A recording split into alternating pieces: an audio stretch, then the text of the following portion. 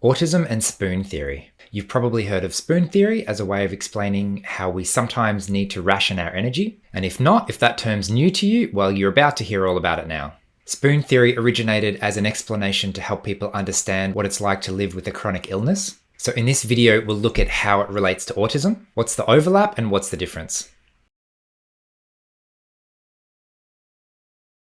Hi everyone, Paul Micallef here from Autism from the Inside. I make weekly videos sharing the human side of autism, so make sure you hit subscribe to get the latest content. Spoon theory has gained quite a bit of popularity in recent years. It's essentially the analogy of using spoons to indicate a finite amount of energy. As far as I can tell, there's no official authority on exactly what the theory is or how you're supposed to use it, which is kind of good in a way because it's such a simple idea and many people can use it in slightly different ways to help others understand their own experience. So before I go through the nuances of how spoon theory can be useful in a variety of different contexts, let me first go through the original concept of how it was first described in the context of chronic illness. So from what I can tell, the original spoon theory had a couple of elements to it. Firstly, when we talk about energy, there's a strong implication around physical energy, the kind of energy where getting up, getting dressed, having a shower takes physical energy. So the general idea is that every morning you wake up with a certain amount of spoons, and that number of spoons can vary from day to day.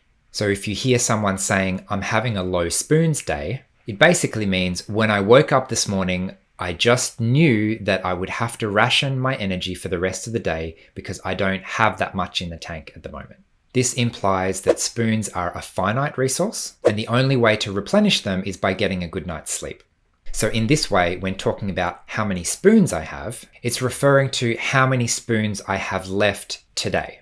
It's also kind of implied that every physical activity requires a fixed number of spoons. So the number of spoons that it takes to have a shower will be the same from day to day. The number of spoons it takes for me to go shopping will be the same day to day.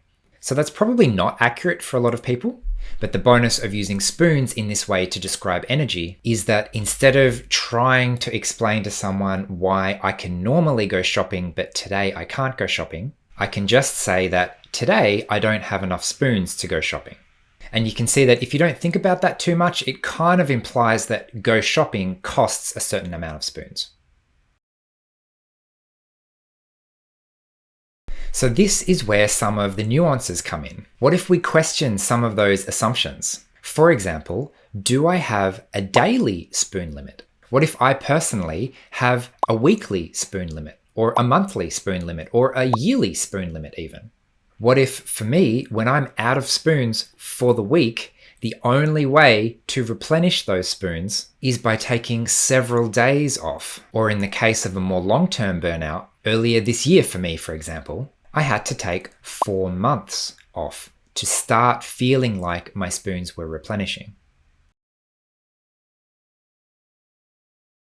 Another subtle difference that you'll find when autistic people talk about their spoons is that we're not necessarily referring to physical energy. Maybe my physical energy is okay, I don't have a physical chronic illness, but my executive function spoons are really low today. That means that making the decision to get out of bed is really hard. Making the decision to go have a shower and get dressed and leave the house is really hard today. One of the biggest drains of executive function is pushing through unpleasant experiences. That's one of the reasons that social situations can be so draining. If you're trying really hard to concentrate, or you're not really having a good time, or you're feeling anxiety or other kind of stress, and either consciously or unconsciously you're pushing through that to stay in the situation, that can be incredibly draining for your executive function. In a similar way, pushing through pain is incredibly draining. It's like every time your brain says, yes, it hurts, but I'm going to keep going, that takes a little bit of energy and a little bit of energy and a little bit of energy. And then after a little while, you may not have done very much physically, but simply pushing through the pain or discomfort just to stay in the situation is draining in and of itself. Another good example is putting up with an uncomfortable sensory environment. I often use the example of the lights that I have at the moment. They are okay for a little while, but the more time I spend being slightly uncomfortable because they're a little bit bright, the more energy that I'm using. And therefore, the less energy, the less spoons I'm going to have later on.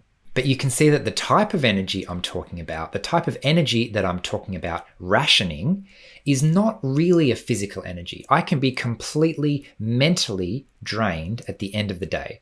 And if I had to decide to go to the gym, or decide to go for a run, or decide to do anything else, it would be really challenging. But if I'm already at the gym and I'm in part of a class and they're just telling me what to do and all I need to do is follow, I've got enough physical energy to do that, even though mentally I don't have the executive function resources to decide for myself. The other nuance that's especially important for the autistic community is that different tasks take a different number of spoons for different people. I can sit here with bright lights for 20 or 30 minutes and it's not a problem, or not a big problem. Someone else in my position might only last 5 or 10 minutes before their tolerance runs out in this situation. In a similar way, me going shopping will take a certain number of spoons. Someone else doing the exact same activity might take more spoons or maybe less spoons, depending on how the person can handle that situation. So while the original conception of spoon theory was that with a chronic illness, you may wake up in the morning on one day and just have a low spoons day just from the outset, in general, when we apply this type of thinking in an autistic situation, we're often talking about menial everyday tasks that take us a lot of our spoons, but that may not necessarily take a lot of spoons for other people. So you can see we're still rationing our spoons, still rationing our energy, but it's using the analogy in a slightly different way to the original intention. Assuming I actually have the original intention correct. So if I happen to be way off with that, let me know, please, in the comments. I usually check and double check things 100 times, but when there's no official source on something, it can be a bit more challenging to read the room correctly on that. So what do you think? Do you find spoon theory useful to help others understand your own experience about rationing your energy? For you, is it a physical energy? Is it a mental energy of executive function resources? Maybe you have a co-occurring physical condition that just makes everything more complicated. So I'd love to hear from you in the comments. Otherwise, thanks for watching. I hope you found this video helpful and I will see you again next week.